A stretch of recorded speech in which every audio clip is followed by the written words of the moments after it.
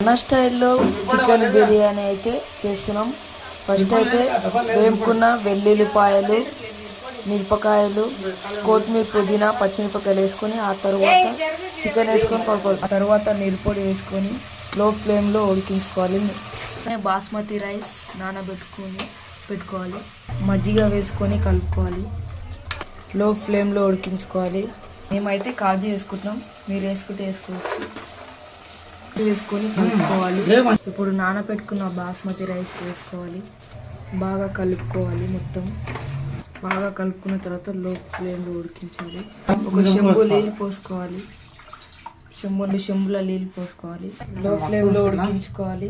3 విజిల్లు కావాలి. 3 విజిల్ల తర్వాత 20 నిమిషాలు లో ఫ్లేమ్లో ఉడికించుకోవాలి. ఇప్పుడు వేడి చికెన్ బిర్యానీ రెడీ.